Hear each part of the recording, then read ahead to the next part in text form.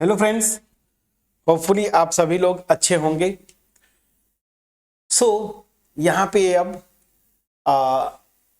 जो डिफिनीशन की बात है इस वीडियो में complete metric space. Last video में मैंने थोड़ा सा कॉन्सेप्ट बताया, उसके लिए हमने बैकग्राउंड भी सेट किया। ये तो कंप्लीट मेट्रिक स्पेस, किसी मेट्रिक स्पेस को कंप्लीट कब बोलते हैं? जब उसमें कोई भी कुशी सीक्वेंस लेना वो क्या कर जाए, कन्वर्ज कर जाए। तो डिफिनीशन में ऑलरेडी एक्सप्लेन कर चुका हूं लास्ट वीडियो में, तो मैं जस्ट सिंपली डिफाइन करूंगा। A metric space, a metric space, कोई भी एक मेट्रिक स्पेस लीजिए X D is said to be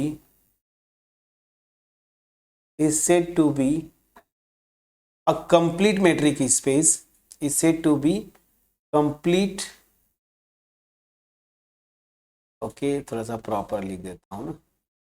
is said to be complete metric space, या सिंपली मैं लिखूंगा complete। a metric space this is said to be complete if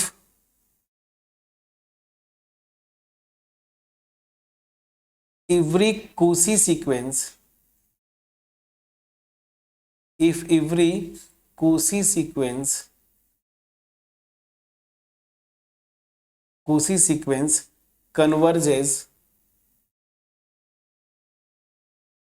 या ऐसे लिखो every Cauchy sequence in X converges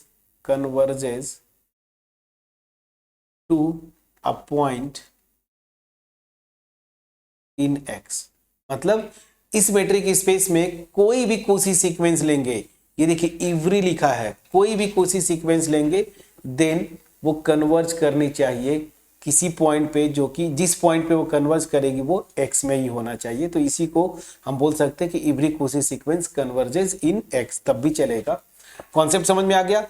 उस metric space के elements की जितनी भी Cauchy सीक्वेंसेस पॉसिबल होंगी वो कन्वर्ज करेंगी उसी एक्स में, ठीक है ना। तो जैसे यहाँ पे इसके इस मेट्रिक स्पेस के एलिमेंट्स का सीक्वेंस तो था जो कि Cauchy था, बट ये जिस नंबर पे कन्वर्ज कर रही थी, जिस पॉइंट पे, वो पॉइंट इस मेट्रिक स्पेस का नहीं था।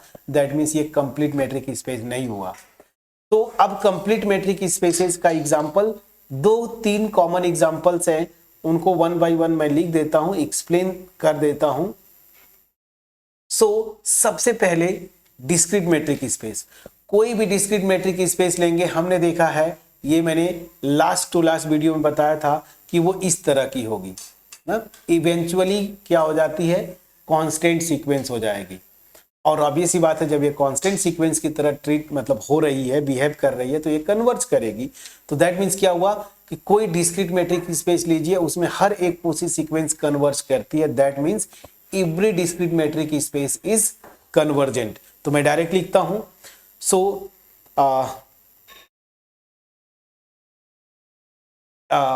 अ डिस्क्रीट मैट्रिक्स, चलिए मैं लिख देता हूं, अ डिस्क्रीट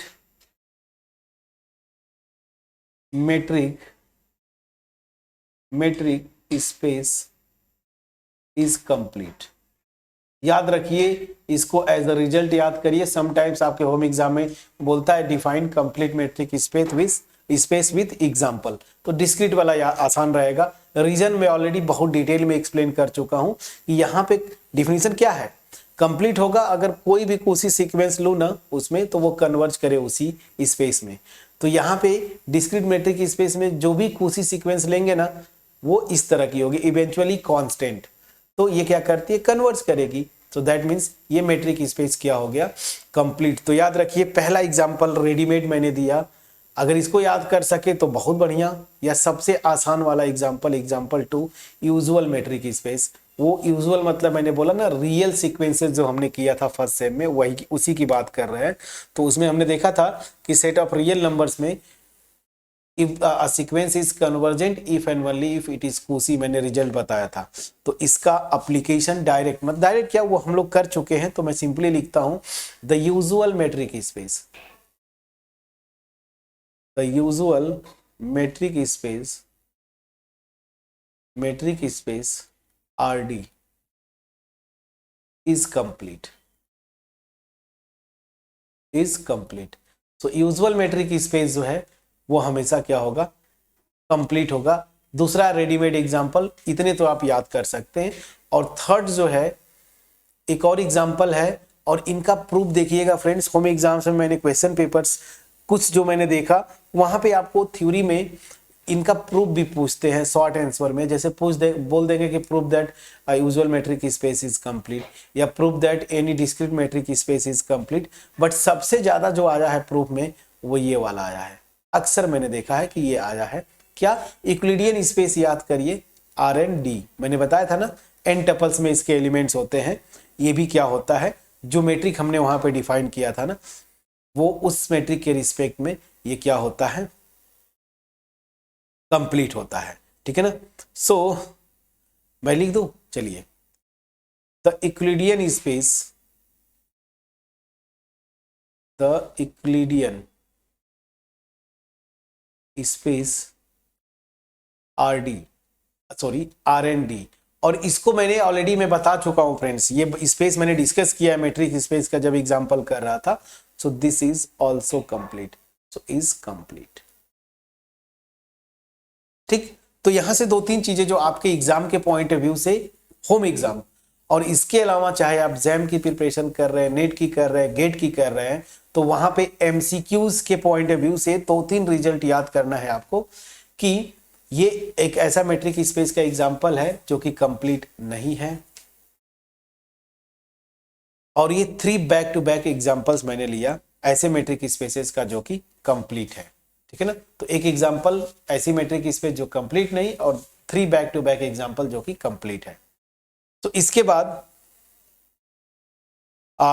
ये आपका 2 यूनिट्स जो है मेरी तरफ से फिनिश होता है मेट्रिक स्पेसेस का। अब एक दो यूनिट्स और रह जाते हैं जिनको हम कंटिन्यू करेंगे। एक्चुअली कुछ लोगों का लगातार कमेंट आ रहा था, मैसेजेस भी आ रहे थे ईमेल आईडी पे। तो ये था कि 6M में बहुत सारे और भी पोर्शंस है ना, जैसे आपका 2 पेपर है उसमें भी पार्ट ए पार्ट बी करके। तो एक पार्ट में तो ये प्योर मैथमेटिक्स कॉम्प्लेक्स और मेट्रिक स्पेस है, दूसरे में LPP है और मेरे ख्याल से न्यूमेरिकल एनालिसिस है। तो LPP का बहुत लोग बोल रहे थे कि सर बता दीजिए, उसको भी कर दीजिए। तो मैं इसको ऑन होल्ड रखूंगा क्योंकि मैक्सिमम इंपॉर्टेंट चीज़ें मैंने बता दिया है। तो जो मेरे प्यारे स्टूडेंट्स ऑलरेडी पास आउट हैं, जैम की प्रिपरेशन कर रहे हैं, नेट या गेट का, तो मेरे ख्याल से अब तक का जो भी कॉन्सेप्ट था, बेसिक था, ये आपको बहुत यूजफुल रहा होगा। मैं फिर से वापस आऊंगा और यही से कंटिन्यू करेंगे मेट्रिक स्पेसेस। पहले मैं सोच रहा हूं कि LPP फिनिश कर लूं, और LPP ऑलमोस्ट एवरीवेयर मतलब कि आपका ग्रेजुएशन में भी है, इसको देखेंगे MSc में, तो MSc में भी इसका एक्सटेंशन मिलेगा, बीटेक कर रहे हैं वहाँ पे भी। तो मैं सोच रहा हूँ कि पहले उसको कंप्लीट कर लिया जाए ताकि मैक्सिमम लोगों को बेनिफिट मिल सके। कुछ जो मेरे बीटेक के स्टूडेंट्स हैं वो भी उनका भी हेल्प हो जाए। तो LPP स्टार्ट करेंगे नेक्स्ट वीडियो में। तब तक अपना ख्याल रखें, पढ़ाई करते रहे friends. Thank you so much for watching my videos.